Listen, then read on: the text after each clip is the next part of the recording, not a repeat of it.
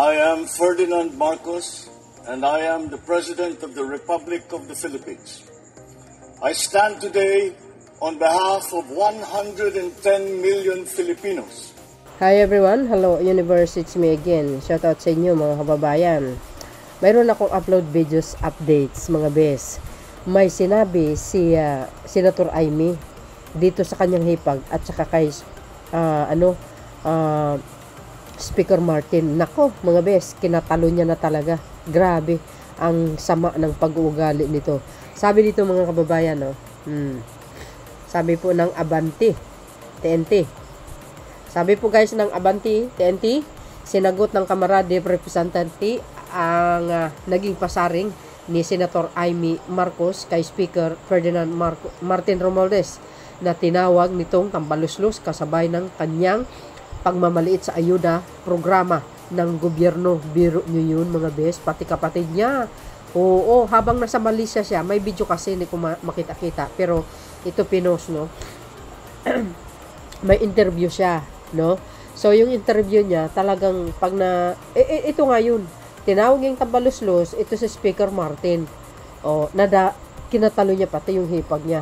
Tapos mga kababayan, dahil sa sinabi niya yan mga bes, sinagot ng ng spokesperson ng House ni si Attorney Abante. Pakinggan niyo yung sinabi niya.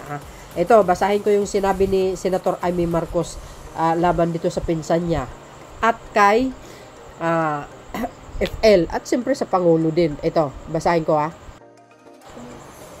So, ito guys yung sinabi ni Senator Amy Marcos sa kanyang interview. Ito lang kukunin ko lang ito. Ayon sa mga ulat, pumunta si Senator Marcos sa Malaysia at nakasama roon si Duterte sa isang event kasama ang overseas Filipino worker. Yes, nandoon sila kasama si Rubin, no? Sayang ang pinaggastusan ng ating bansa, lubos bilyon-bilyon sa ayuda at pamimili ng boto. Biro mo yun? Sino kaya yun?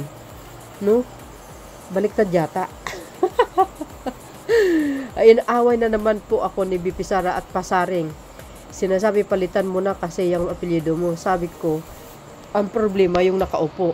Sino yung nakaupo? Diba si Pangulong Marcos Jr.?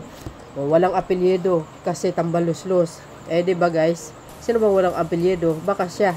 Hindi naman yata siya totoong Marcos. Sabi niya pa dito guys kasi tambaluslos Romualdez po yun. At Araneta First Lady Lisa Araneta Marcos. Biro mo, pati hipag niya kinatalo niya. Ang sama ng ugali nito, di ba? Ano kaya nakain nito? Ba't parang nahawaan yata sa mga Duterte? Ito guys, tumatandang paurong ito eh. Ano kaya sasabihin ni Pangulong Marcos Jr.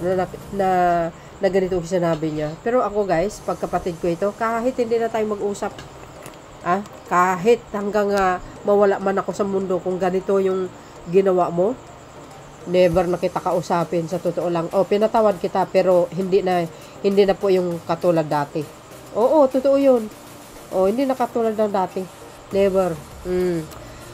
Sabi po dito mga kababayan, ayan, sila yung lulong at lalay, sabi ng senadora. Antindi, mga beswa. Biro nyo yun.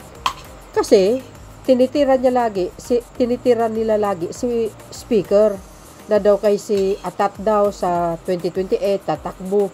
Pero guys, no, sabi po ni Attorney Abante ng spoke ng House, walang plano si Speaker. Ang sa akin naman, ano naman ngayon kung tatakbo siya, 'di ba? May problema ba? Anong gusto nyo? Kayo lang tatakbo, ganun. Okay, itong ugali nito guys, hindi makain ng aso, parang askal ng dating. Ewan ko ba? Biro mo. Alam niyo mga kababayan, kung ako si Senator Amy, if ever na mayroon kayong alita na magkapatid, hindi mo na dapat ipag-broadcast pa, dapat pinaribit lang. Well, mga kababayan, sa totoo lang, biblical. Sabi kasi sa Biblia, don't trust anybody. Even your parents or siblings, they can betray you. Ipagkakaluno kanila talaga. Only only ang ating mahal na Panginoon sa kanya kang magtiwala, pero sa kapwa mo never. Kaya kanilang ipagkanuno.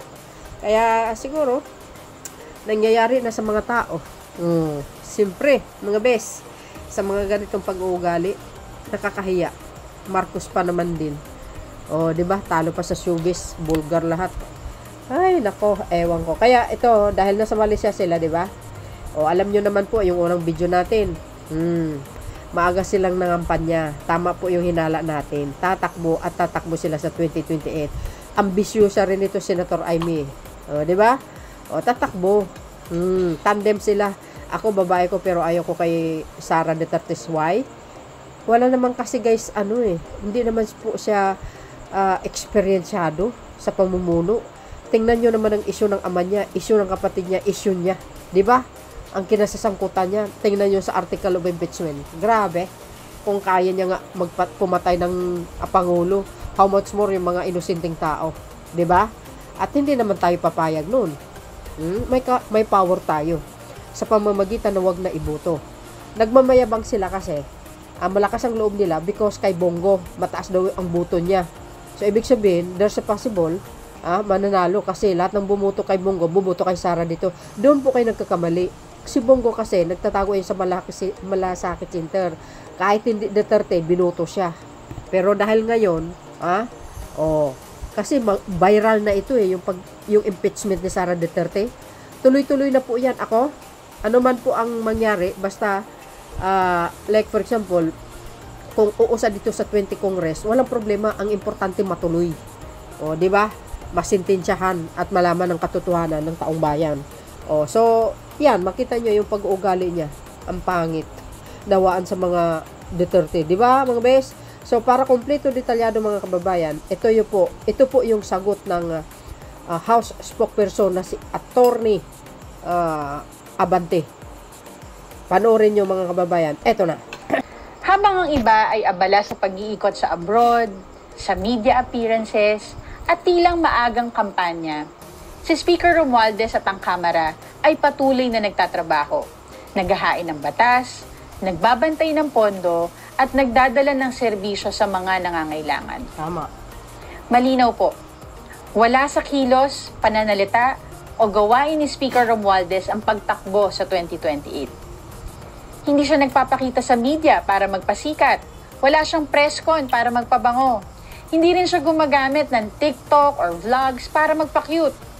Ang inuuna niya, serbisyo, hindi sariling interes.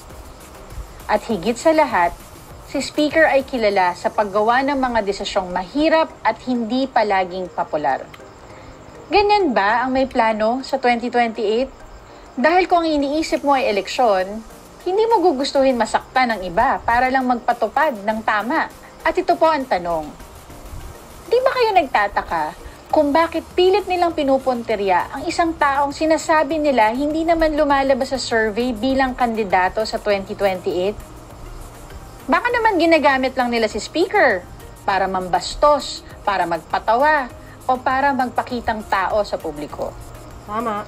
Kung may checklist ng pagiging presidentiable, mukhang may ilan pong gustong makaperpekto. Pero si Speaker, wala sa checklist. Nasa trabaho. Mahalaga ang respeto sa kapwa lingkod bayan. Pero mas mahalaga ang pagrespeto sa katotohanan at sa pera ng taong bayan. Mabigat po ang mga personal na banat. Pero mas mabigat ang mga isyong kinakaharap natin ngayon. Katiwalian, kapabayaan, at maling paggamit ng pondo. Correct. Kaya sa mga patuloy na naninira, habang abala kayo sa pagpapatawa at pagpapalusot, kami po ay abala sa trabaho. Tahimik man kami, hindi kami bulag. At hindi kami pipikit sa harap ng katiwalian. Ang sagot po namin, trabaho, hindi drama. Maraming salamat po. Narinig nyo na yun, mga kababayan? Sabi nga ni Speaker trabaho, walang personalan. Tama naman po si Attorney Abante, di ba? Trabaho muna. Tama na po yung yung puro paninira. Malayo pang 2028. So ako, direct to the point, tulad yan sinabi ni Ruben Padilla. Di ba? Sino ngayon na namumulitika? Di sila rin. Kinakain din nila yung mga pinagsasabi nila puro political motivated daw, kung ano-ano. Ngayon, sino ang nasupalpal? Sino po ang atat na atat para makaupo sa Malacanang? Di ba si Sara Duterte? Oh, obvious yun. Kasi binanggit ni Attorney Abante. Sino pa nga ba ang atat na atat ng mga kaupo sa Malacanang? Sino ba ang gustong pabagsakin ng Pangulo? Di ba? Mga DDS, mga Duterte. Oh, pero hindi nila kayang pabagsakin si PBBM. Jesus Maria Joseph. Ang Diyos naka-guides kay Pangulong Marcos Jr. Kasi may mabuting puso ito si Pangulo No, hindi pala away. Parang si speaker lang din. Obvious na obvious yan mga kababayan, ano po ang kapalagayan nyo? So yun guys, kayo po ang bahalang magkomento. Ano po ang masasabi nyo kay House spokesperson na Attorney Abante. Salamat sa inyong watching. See you again on my next upload. Bye bye bye and babus. God bless Philippines.